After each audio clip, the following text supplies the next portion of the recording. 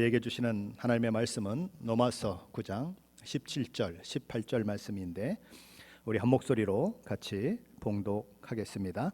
성경이 바로에게 이르시되 내가 이 일을 위하여 너를 세웠으니 곧 너로 말미암아 내 능력을 보이고 내 이름이 온 땅에 전파되게 하려 함이라 하셨으니 그런즉 하나님께서 하고자 하시는 자를 긍휼히 여기시고 하고자 하시는 자를 완악하게 하시느니라. 아멘. 오늘 보면 로마서 9장 10절 말씀은 왜냐하면이라고 하는 접속사가 생략이 되어 있습니다. 그것을 넣어 읽는다면 왜냐하면 성경이 바로에게 이르시되 이렇게 읽어지는 것입니다. 이 왜냐하면이라고 하는 접속사는 앞에 있는 13절, 14절의 말씀과 연결되어 있습니다. 우리 생각에는 15절, 16절과 연결되어 있을 것 같지만 사실은 13절, 14절과 연결이 되어 있는 말씀입니다. 13절, 14절 말씀이 어떤 말씀이었습니까? 기록된 바 내가 야곱은 사랑하고 에서는 미워하였다 하심과 같으니라. 그런즉 우리가 무슨 말을 하리요? 하나님께 불의가 있느냐? 그럴 수 없느니라. 이렇게 연결되는 것입니다. 내가 야곱을 사랑하고 에서는 미워하였다에 대해서 그렇게 된다면 하나님께서 불의한 것이 아닙니까? 라고 반론을 제기하는 사람들에 대해서 사도 바울은 단호하게 그럴 수 없느니라 라고 선을 긋고 나서 자신이 왜 그럴 수 없느니라 라고 이야기하는지에 대해 이유를, 그 원인을 구약의 사건을 통해서 설명하는 부분이 로마서 9장 17절 이후의 말씀인 것입니다. 그래서 17절 말씀이 왜냐하면 이렇게 시작되는 것이지요.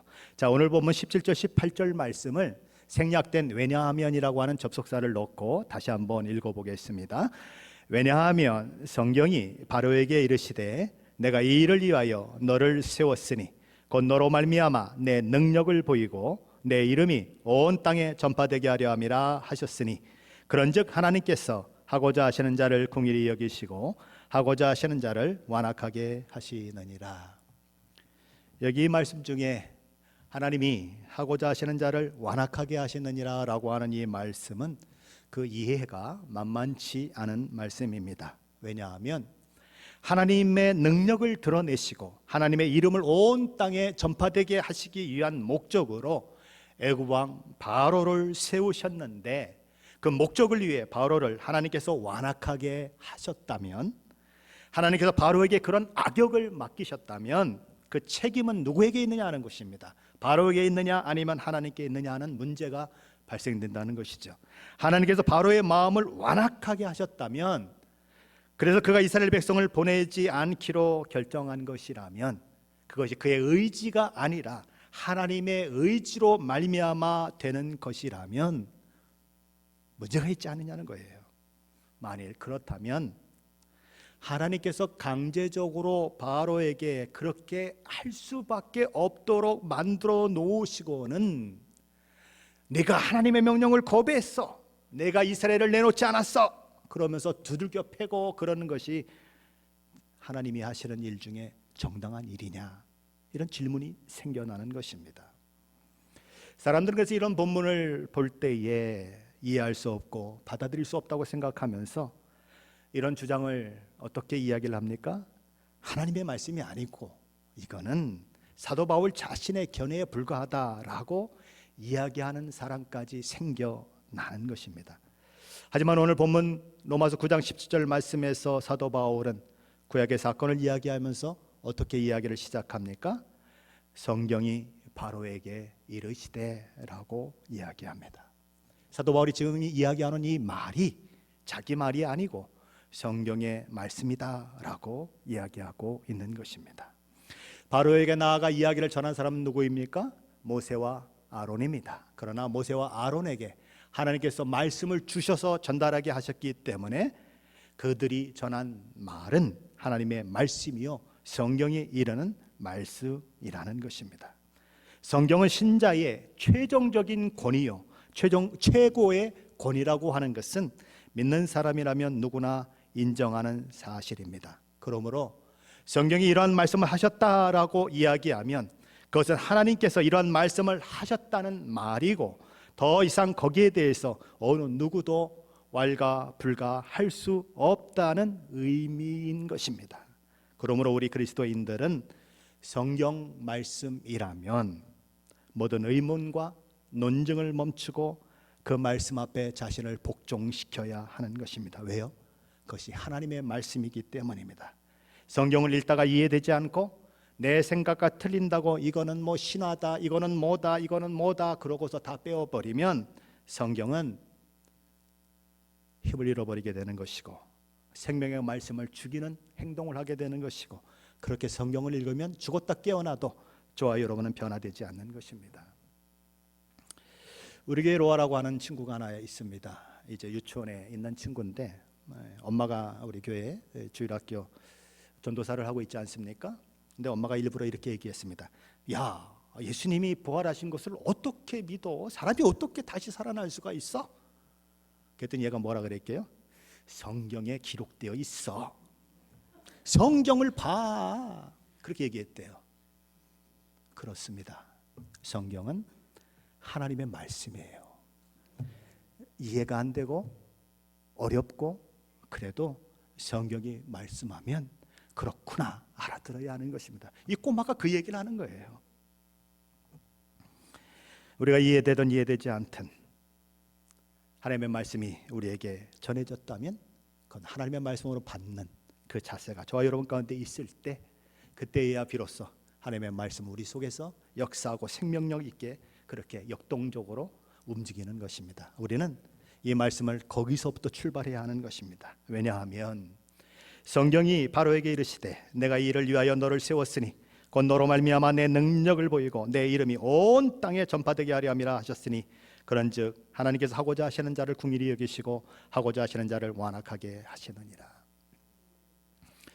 우리 이 말씀에서 첫 번째로 생각해야 하는 것이 있습니다. 하나님께서 바로에게 이르시되 내가 이 일을 위하여 너를 세웠으니 라고 말씀하시고 있는데, 바로를 세웠다는 말이 어떤 의미냐 하는 것입니다. 자, 이 말씀은 내가 이 목적을 가지고 너를 지었다라는 말씀이 아닙니다. 그에게 악역을 시키기 위해서, 그에게 악을 행하기 위해서 그를 그 목적을 위해서 이 땅에 태어나게 하시고 이 땅에 창조하시고 이 땅에 지음받았다는 말이 아니라는 것입니다. 여기 세웠다고 하는 말은 어떤 사람이 나타나거나 어떤 사람이 무대에 나타나도록 허용한다는 의미로 사용되고 있습니다. 어떤 역사적인 특별한 시점에 무대 위에 나타난 그런 개념으로 사용되는 단어가 세웠다라고 하는 단어인 것입니다. 그를 악역으로 사용하시기 위해서 일부러 하나님께서 그를 지으시고 만들어내시고 창조하신 것이 아니라는 것입니다. 우리가 이 말씀에도 두 번째로 생각해야 하는 것은 하나님께서는 하고자 하시는 자를 긍휼히 여기시고 하고자 하시는 자를 완악하게 하시니라라고 하는 말씀입니다. 우리는 지난 시간에 하나님이 긍휼히 여기고자 하시는 자를 긍휼히 여긴다는 말씀에 대해서 생각을 했습니다. 그렇죠? 별로 거부감이 없어요. 그런데 완악하게 하고자 하는 자를 완악하게 했다는 이 말은 굉장히 거부감이 있는 것입니다. 완악하게 한다는 말이 뭡니까? 고집스럽게 만들고 마음을 굳게 만든다는 것입니다. 그러면 하나님께서 바로의 마음을 굳게 만드시고 고집스럽게 만들었다는 이야기죠. 그렇게 되는 것입니다. 구약 성경을 읽어갈 때에 특별히 출애굽기에 바로에 대한 이야기가 나오지 않습니까? 출애굽과 관련해서 하나님께서 바로의 마음을 완악하게 하셨다는 말씀이 8번 나옵니다. 그리고 그의 백성의 마음을 완악하게 했다는 말이 한 번 나오고요. 그리고 그들을 완강하게 하셨다, 바로의 마음을 완강하게 하셨다는 말씀이 한 번 나옵니다. 그래서 완악하게 했다라고 하는 말이 9번, 완강하게 했다는 말이 한 번 나와서 10번 하나님이 마음을 완악하게 하고 완강하게 했다는 마음이 등장하는 것입니다. 자, 그렇다면 하나님께서 바로의 마음을 완악하게 하셨다는 오늘 본문의 기록이 바울 자신이 지어낸 말입니까? 아니면 성경의 말씀입니까? 너무 어려워요? 사도 바울이 지어낸 말입니까? 아니면 성경이 말씀하고 있는 것입니까? 어떤 것이? 바로의 마음을 완악하게 했다는 말이 성경의 말씀이죠. 왜요? 출애굽기에서 10번이나 그렇게 얘기하고 있으니까. 그런데 이 출애굽기에는 하나님께서 바로의 마음을 완악하게 하셨다는 표현만 나오는 것이 아니라 바로의 마음이 완악했다, 그리고 바로 자신이 스스로 자신의 마음을 완악하게 했다라고 하는 표현도 나오고 바로가 자신의 마음을 완강하게 했다는 표현도 나오는데, 하나님이 바로의 마음을 완악하게 하고 완강하게 했다고 하는 말이 10번 나오는 것처럼 바로 자신이 자신의 마음을 완악하게 하고 완강하게 했다는 표현도 10번 나옵니다. 그렇다면 우리는 이 문제를 어떻게 풀어가야 하느냐 하는 것이죠. 하나님께서 바로의 마음을 완악하게 하신 것입니까? 아니면 바로 자신이 마음을 완악하게 한 것입니까? 어떤 게 맞나요? 출애굽기에 각각 10번씩 두 표현이 등장하고 있는 것으로 보아서 둘 다 맞다는 것입니다. 하나님께서 바로의 마음을 완악하게 하신 것도 맞고 바로 자신이 자신의 마음을 완악하게 한 것도 맞다는 것입니다. 바울은 이 두 가지 사실을 이야기하면서 하나님의 주권의 역사를 강조하기 위해서 하나님이 바로의 마음을 완악했다는 부분만 드러내면서 이야기를 하고 있는 것입니다. 하나님께서 바로의 마음을 완악하게 하셨다는 것입니다. 그 다음 우리는 이런 질문이 생기죠. 하나님이 악하게 행동할 수 있는가? 하나님이 악한 것을 다른 사람에게 강요할 수 있는가? 어떤 사람이 있는데 악을 행할 마음이 없는 사람인데 그 의지를 하나님이 확 꺾어버리셔서 악을 행할 수밖에 없도록 만드시는 분이 하나님이신가? 이런 질문이 생기는 것입니다. 하나님 그런 하나님이실까요? 하나님은 그런 하나님이 될 수가 없습니다. 야고보서 1장 13절 말씀은 이렇게 말씀합니다. 사람이 시험을 받을 때에 내가 하나님께 시험을 받는다 하지 말지니 하나님은 악에게 시험을 받지도 아니하시고 친히 아무도 시험하지 아니하시느니라. 야고보서 1장 17절은 하나님은 빛이시며 회전하는 그림자도 없으실 만큼 어두움이나 악과 상관이 없는 분이다라고 얘기합니다. 하박국 선지자는 하나님은 눈이 정결하심으로 악을 참아보지 못하시며 폐역을 참아보지 못하시는 분이다라고 하박국 1장 13절에서 이야기합니다. 하나님이 그런 하나님이시라면 악을 만들 수도 없고 악을 사주할 수도 없고 악을 행하도록 강제할 수도 없는 그런 분이시라면 오늘 본문에 나오는 하나님께서 하고자 하시는 자를 완악하게 하시느니라고 하는 표현을 우리는 어떻게 이해해야 하는 것이냐라는 거예요. 우리는 성경의 수많은 난제들을 만나는 것입니다. 이런 난제들을 만날 때에 우리가 해야 하는 일은 그 본문만 가지고 생각하지 말고 그 본문과 비슷한 환경 속에서 말씀하고 있는 말씀들을 살펴보아야 할 필요가 있다는 것입니다. 성경이 오늘 본문의 내용을 이해하는 데 도움이 되는 사건을 하나 기록하고 있는데 그 사건이 요셉의 사건입니다. 창세기 45장에 보면 곡식을 얻으러 온 야곱의 아들들이 애굽의 총리가 바로 자신들이 은 20에 이스마엘 사람들에게 종으로 팔아넘긴 요셉이라고 하는 사실을 알게 되면서 공포에 질립니다. 어쩔 줄 모르고 당황합니다. 그런 형들에게 요셉이 위로하며 했던 이야기가 창세기 45장 5절로 8절 말씀인데 이렇게 되어 있습니다. 당신들이 나를 이곳에 팔았다고 해서 근심하지 마소서, 한탄하지 마소서. 하나님이 생명을 구원하시려고 나를 당신들보다 먼저 보내셨나이다. 이 땅에 2년 동안 흉년이 들었으나 아직 5년은 밭갈이도 못하고 추수도 못할지라. 하나님이 큰 구원으로 당신들의 생명을 보존하고 당신들의 후손을 세상에 두시려고 나를 당신들보다 먼저 보내셨나니 그런즉 나를 이리로 보낸 이는 당신들이 아니요 하나님이시라. 하나님이 나를 바로에게 아버지로 삼으시고 그 온 집에 주로 삼으시며 애굽 온 땅의 통치자로 삼으셨나이다.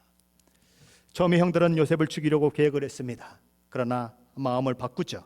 그래서 요셉을 죽이지 못하고 애굽의 종으로 팔아 넘깁니다.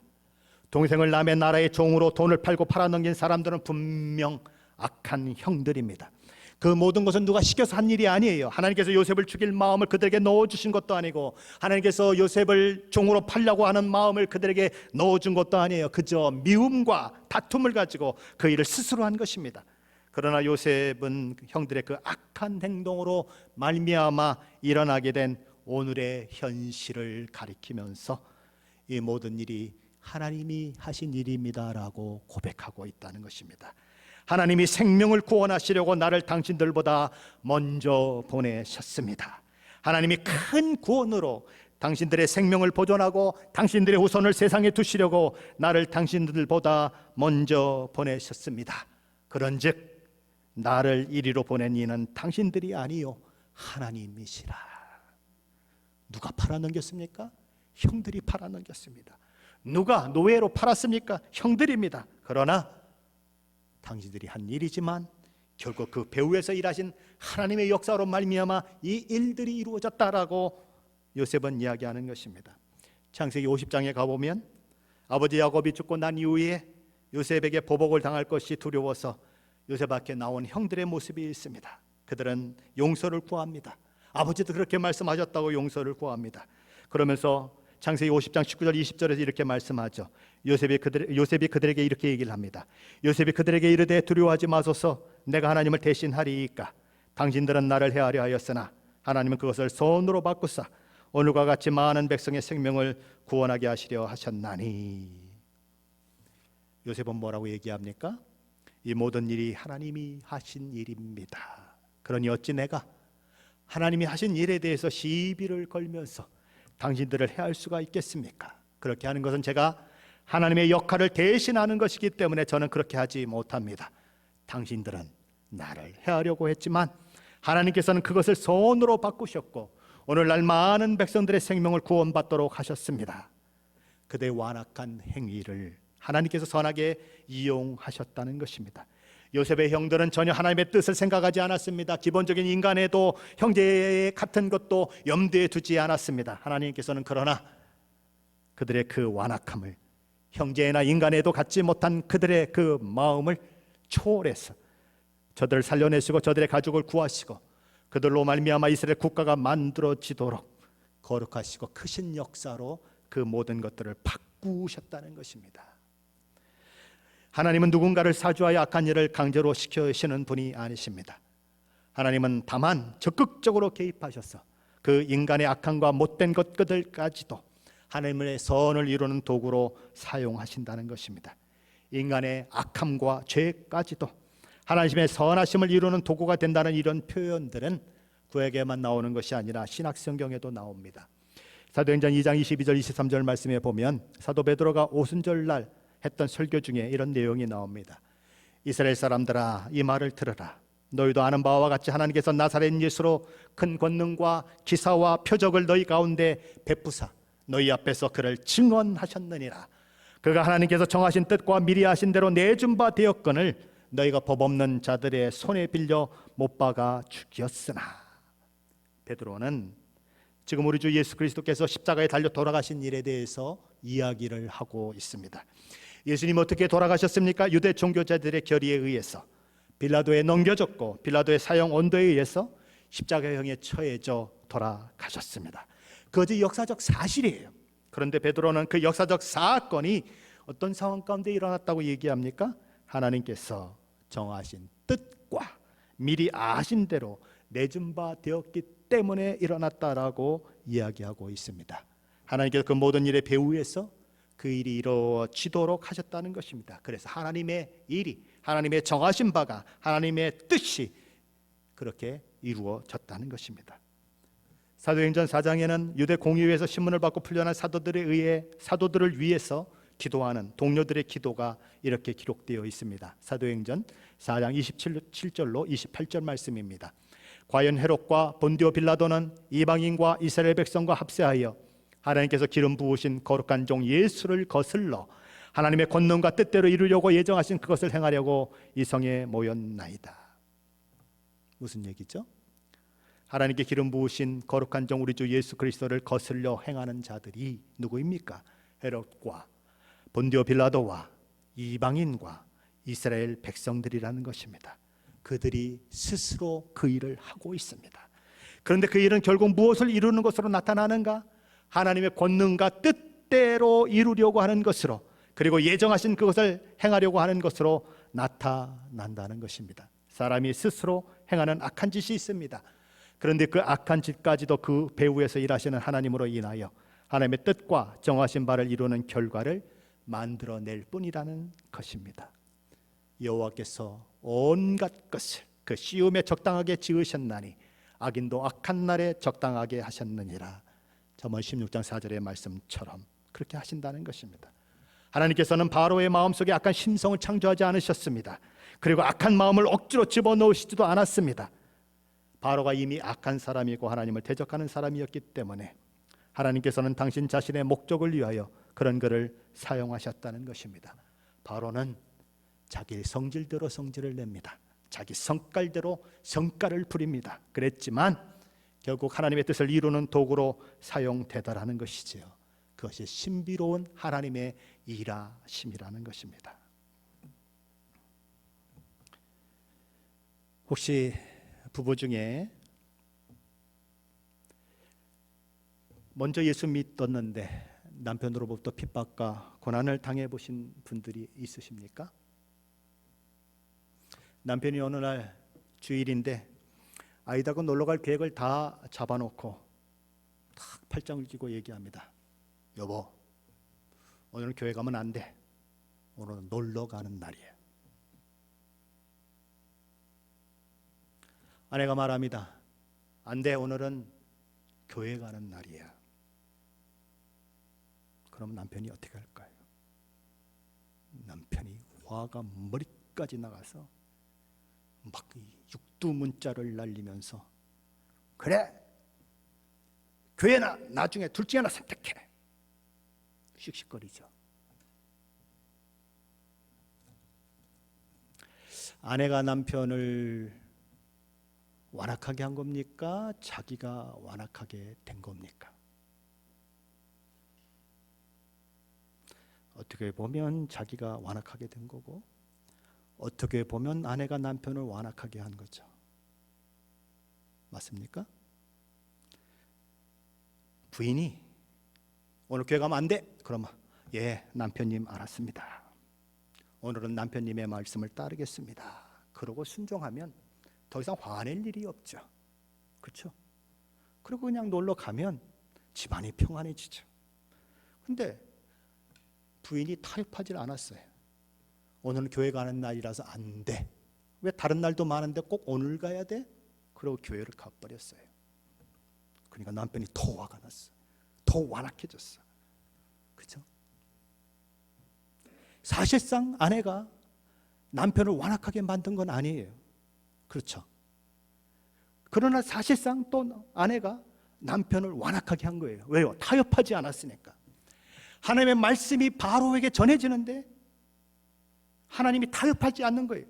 바로는 안 보내겠다고 그러는데, 못 보내겠다고 그러는데 하나님이 타협하지 않는 거예요. 보내라, 내 백성이다. 아니야, 이 백성은 내 백성이야, 내 종이야.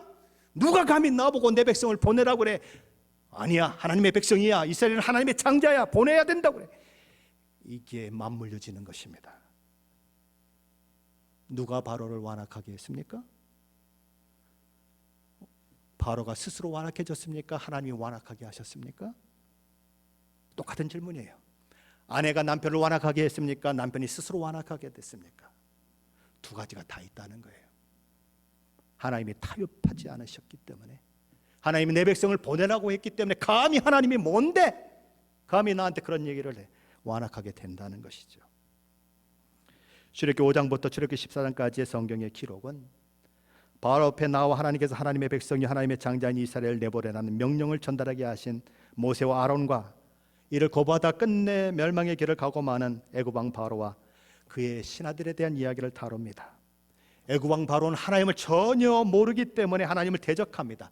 세상 모든 권세를 가졌어요. 스스로 신의 반열에 자신을 올려놓을 만큼 엄청난 권력을 가지고 있고 엄청난 힘을 가지고 있는 바로이지만, 그가 할 수 있는 일은 하나님을 회방하는 일밖에 없는 것처럼 끝까지 하나님의 명령을 거부하고 대항하다가 결국은 파멸을 자초합니다. 애굽 왕 바로를 찾아간 모세와 아론이 이렇게 얘기합니다. 여호와께서 이렇게 말씀하시기를 내 백성을 보내라. 그러면 그들이 광야에서 내 앞에 절기를 지킬 것이니라 하셨나이다. 그러자 바로가 이렇게 말합니다.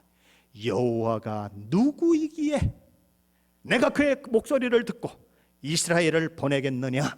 나는 여호와를 알지 못하니 이스라엘을 보내지 아니하리라. 여호와가 누구냐? 나는 여호와를 알지 못한다. 그러니 이스라엘을 보낼 수 없다. 그러고는 그는 계속 얘기하는 것입니다. 너희가 어찌 우리에게 엄청난 경제적 유익을 주는 노동력을 쉬게 만들어서 우리로 손해를 끼치게 하려고 하느냐? 이 게으른 자들아, 게으르고 그냥 일이 쉬우니까 기껏 생각한다는 게 여호와 하나님께 제사 드린다고 하는 생각이나 하고 있고, 어이구 이것들 꼴 좋다, 그래 내가 너희들에게 벌을 내릴 텐데 이제부터는 진흙에 섞어 벽돌을 만드는 데 사용되는 집을 하나도 주지 않을 거다. 그런 집을 다 주워다가 진흙과 진흙이어서 벽돌을 만들어내는데 어제 만든 것과 똑같은 수량을 만들어내. 이 멍청한 것들아, 게으르고 한가로워서 뭐 여호와께 제사를 드린다고? 내가 알지도 못하고 내가 누군지 모르는 그에게 뭐 경배를 한다고? 이것들이 나를 뭘 알고 이래. 그렇게 나오는 것이죠. 모세와 아론이 하나님의 명령을 바로에게 전달된 이후로 이스라엘 사람은 더 고달파졌습니다. 만든 벽돌 숫자를 보고하는 기록원들은 매를 맞는 신세가 되어버렸습니다. 바로는 애굽의 왕이요 주인입니다. 그는 하나님을 자신의 주인으로 왕으로 인정하고 싶은 생각이 조금도 없습니다. 여호와가 누구간데 감히 내 노예를 내놓으라고 큰 소리를 쳐 버팁니다. 그렇게 해서 하나님께서는 그런 바로와 그의 제사장들, 그의 백성들에게 10가지 재앙을 내리시게 되는 것입니다. 한 가지 한 가지 재앙을 내릴 때마다 그 재앙의 강도가 점점 강해집니다. 왜요? 첫 번째 재앙을 내릴 때 굴복했으면 두 번째 재앙이 필요 없는데 굴복하지 않으니까 더 강한 재앙이 내려지는 것입니다. 그럼 하나님이 10가지 재앙을 내린 이유가 뭐냐는 거예요. 바로를 죽이는 게 그의 목적일까요? 애굽을 망하게 하는 게 그의 목적일까요? 아니에요. 그런 재앙들을 통해서 하나님께서 말씀하고자 싶은 것은 내가 온 세상의 주인이요 이스라엘을 구원해 낼 여호와 하나님이다 하는 사실입니다. 내가 왕이 아니고 내가 주인이 아니고 내가 왕이고 내가 주인이다. 그러니 내가 명령하면 너 바로도 들어야 하는 존재다. 그걸 가르쳐주고 싶은 거예요. 출애굽기 7장 17절은 이렇게 말씀합니다. 여호와가 이같이 이르노니 내가 이로 말미암아 나를 여호와인 줄 알리라. 뭘 통해서요? 하나님이 내리시는 재앙을 통해서. 하지만 바로의 마음의 완악함은 끝까지 해보자고 이야기합니다. 재앙의 강도가 더하면 더하여 질수록 그는 점점 더 완악해집니다. 뭐 때문에 그럴까요? 하나님께서 그의 완악한 심령대로 내버려 두셨기 때문입니다. 그를 궁리의 마음에 갖도록 그를 불쌍히 여기시고 그의 심령의 변화가 일어나도록 만드시지 않고 내버려 두셨기 때문입니다. 자기 욕심과 탐욕을 따라 죄를 짓는 자들을 내버려 두셨다는 로마서 1장의 말씀처럼요. 24절은 이렇게 얘기합니다. 그러므로 하나님께서 그들의 마음의 정욕대로 더러움에 내버려 두사. 26절입니다. 이 때문에 하나님께서 그들을 부끄러운 욕심에 내버려 두셨으니. 28절입니다. 또한 그들의 마음에 하나님 두기를 싫어하며 하나님께서 그들을 그 상실한 마음대로 내버려 두사. 하나님께서 내버려 두시면 세상은 어떻게 될까요? 세상은 전적인 혼란에 빠질 것이고 지옥과 같이 될 것입니다. 인간들이 제멋대로 하도록 내버려 두면 인간은 결국 망하는 길로 갈 수밖에 없다는 것입니다. 애굽 왕 바로가 망하는 것은 하나님께서 은혜를 베푸시지 않고 그냥 그가 완악한 마음대로 완악하게 행동하는 대로 내버려 두셨기 때문입니다.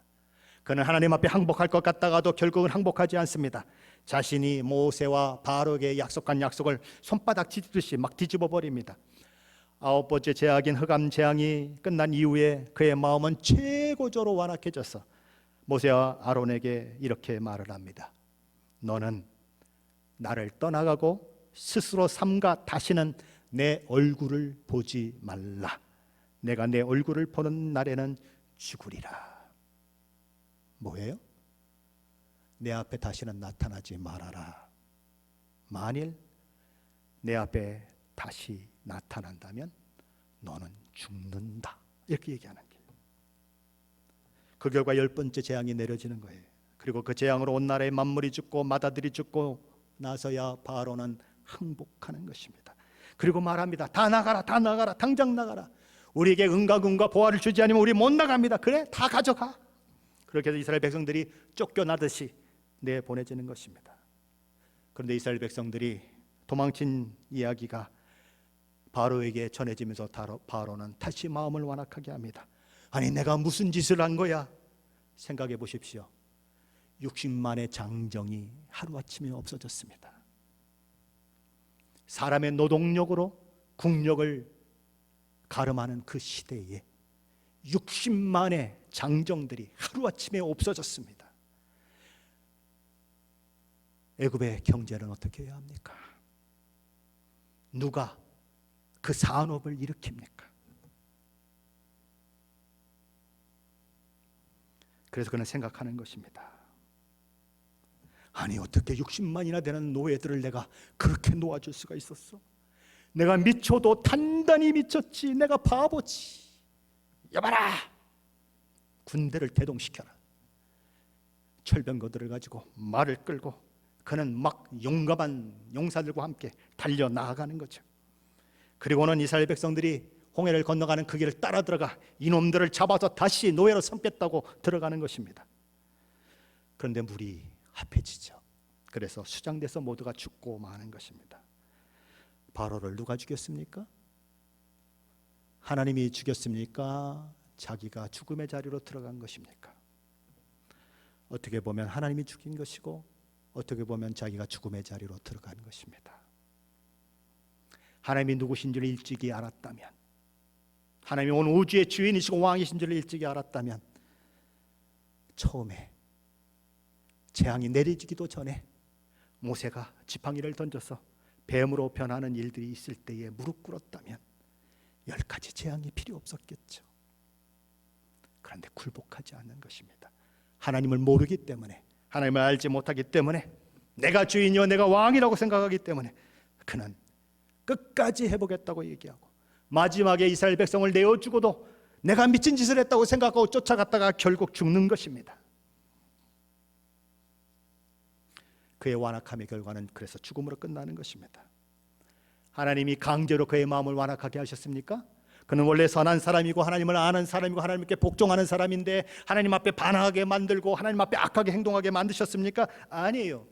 그가 완악했기 때문에 하나님께 내 백성을 보내라 그랬더니 더 완악해지고, 재앙을 만나면 만날수록 화가 더 나고 그랬던 것입니다. 아내가 교회 갈 때에 굴복하면, 교회 안 간다고 그러면 편안했을 집안이 교회 간다고 버팅기기 때문에 남편이 더 완악해지는 것처럼 바로도 그렇게 더 완악해지는 것입니다. 그러므로 하나님이 그 마음을 만지시지 아니하시고, 하나님이 그에게 긍휼을 베푸지 아니하시고 완악한 대로 살도록 내버려 두시는 것은 사실상 하나님의 저주입니다. 그렇다면 반대로 신자의 최고의 복은 무엇일까요? 하나님이 그의 삶에 간섭하신다는 것입니다. 그러므로 우리는 하나님 앞에 이렇게 기도해야 합니다. 하나님, 제발 저를 혼자 내버려 두지 마십시오. 순간마다 분초마다 저를 시험하시고 간섭하여 주십시오. 제 생각대로 내버려 두지 마시고 한순간도 나를 홀로 있게 마십시오라고 기도해야 하는 것입니다. 하나님의 적극적인 간섭하심을 바라보고 그것이 우리의 소원입니다, 그것이 우리의 자랑입니다라고 이야기할 수 있어야 한다는 것입니다. 그것이 행복이에요. 누가복음 15장에 나오는 돌아온 탕자에 대한 비유가 있지요. 요즘은 돌탕 집탕의 비유다라고 이야기하는 사람들이 많아졌습니다. 돌탕이 누구입니까? 아버지를 떠나 살면서 허랑방탕하게 살다가 알거지가 되어서 죽게 되자 아버지께 돌아와 용서를 구한 말 그대로 돌아온 탕자입니다. 그럼 집탕은 누구입니까? 아버지와 함께 살면서 아버지의 간섭과 사랑을 받은 자로 사는 그 크기와 너비와 높이와 길이와 그 깊이를 알지 못하고, 아버지 저에겐 친구들과 즐기라고 염소 새끼 한 마리 준 적이 없으면서 창기와 함께 모든 것을 탕진하고 놀다가 돌아온 저 아들을 위해서는 송아지를 잡았습니까? 난 너무 화가 나서 집에 못 들어가요. 그런 아버지가 나는 싫어요. 버팅기는 집에 있는 탕자가 집탕입니다. 그리고 이 돌탕과 집탕을 다 부둥켜 안는 아버지가 있는 것입니다. 살아있는 아버지에게 재산을 요구한 불량아, 그리고 그 재산을 다 팔아 허랑방탕하게 소진한 건달 중에 건달 같은 아들을 받아주고 안아주고 잔치를 베풀고 아들의 신분을 회복시킨 아버지, 그리고 아버지와 함께 살면서 아버지의 보호와 인도하신 가운데 산다는 것이 가지는 그 영광과 크기를 알지 못하고 나한테는 염소 새끼 한 마리도 주지 않았다고 입이 대빵만해진 큰 아들에게 꾸중 한번 안 하고, 에이야, 너는 항상 나와 함께 있으니 내 것이 다 내 것이 아니냐라고 타이르고 있는 아버지가 있는 것입니다. 나에게도 이런 아버지가 있으면 좋겠다라는 생각이 들지 않습니까? 그런데 그런 아버지가 저와 여러분에게도 있습니다. 재관대 살던 누리가 회개하고 돌아올 때 받아주신 돌탕의 아버지. 예수 믿는다는 것, 하나님의 자녀가 되는 것이 가지는 영광과 크기를 놓친 채 나에겐 염소 색깔이 한 마리 줘서 먹게 하지 않고는 불만을 토했던 큰 아들처럼 예수 믿는다고 하면서도 세상을 바라보고 세상 사람 가지지 못한 것들 때문에 안달복달하고 세상에서 잘 나가는 사람만 보면 부러워서 넉넉한 사람처럼 침을 질질 흘리는 못난 아들, 가난한 신앙생활을 하고 있는 집탕을 오늘도 어루만지시고 내 것이 다 내 것이 아니냐 다독거리는 집탕의 아버지가 우리에게도 있습니다. 가난한 신앙에서 벗어나십시오. 신자된 명예와 지위와 특권을 놓치지 마십시오. 아들아, 너는 나와 함께 있고 내 것이 다 내 것이 아니냐. 사도 바울은 에베소서 1장에서 이렇게 기도합니다.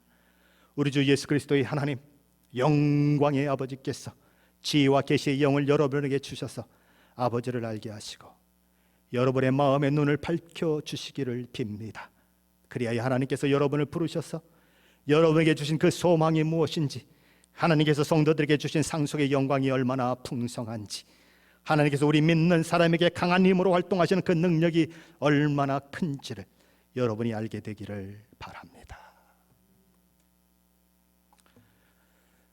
종종 허랑방탕하게 살다가 예수 믿고 변화된 사람들의 간증을 들으며 부러움의 눈초리로 바라보는 사람들이 있습니다. 나도 저렇게 좀 타락했다가 획가닥 변해가지고 간증하면 얼마나 좋을까. 전형적인 집탕입니다. 하나님과 함께했던 세월,